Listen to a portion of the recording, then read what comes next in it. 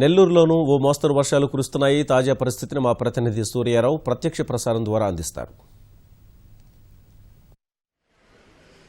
వార్దా తుఫాను ప్రభావంతో నెల్లూరు జిల్లా వ్యాప్తంగా భారీ వర్షాలు కురుస్తున్నాయి. గత అర్ధరాత్రి నుంచి ఇప్పటి వరకు మాదిరి నుంచి భారీ వర్షాలు కురుస్తున్నాయి. ప్రస్తుతం మనం నెల్లూరు జిల్లా గూడూరు రైల్వే స్టేషన్లో ఉన్నాం.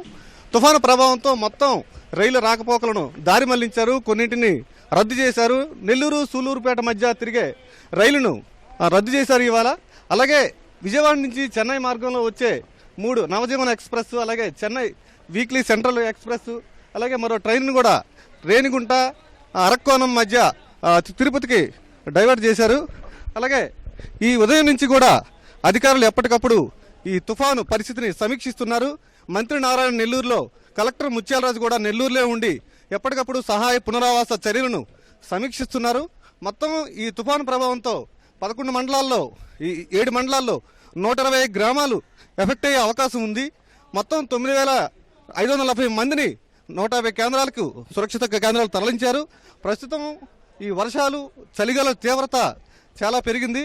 ప్రస్తుతం ఎప్పటికప్పుడు మరికొద్ది నిమిషాల్లో ఈ తుఫాన్ అనేది భూమిని తాకే అవకాశం ఉంది. అప్పుడు ఇంకా ఈ వర్షాలు, హోరుగాలులు మరింత తీవ్రత పెరిగే అవకాశం ఉంది. ఇలాంటి పరిస్థితుల్లో సహాయ పునరావాస కేంద్రాలను ఎప్పటికప్పుడు అధికారులు అలాగే మంత్రి నారాయణ కూడా సమీక్షిస్తున్నారు. ప్రస్తుతం సముద్ర తీర ప్రాంతాల్లో హై అలర్ట్ ప్రకటించారు. మత్స్యకారులు ఎవరు వెళ్లకుండా అధికారులు హెచ్చరికలు జారీ చేస్తున్నారు. శ్రీహరికోట వద్ద 18 మంది మత్స్యకారులు గల్లంతై తమిళనాడు చెందిన వాళ్ళలో 8 మందిని కాపాడారు. 10 మంది కోసం ఇంకా అన్వేషణ కొనసాగుతుంది. కృష్ణపట్నం పోర్టులో 10వ నెంబర్ ప్రమాద హెచ్చరిక కూడా జారీ చేశారు.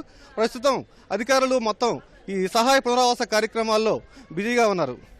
కెమెరామెన్ అలీతో సూర్యారావు, ఈటీవీ న్యూస్.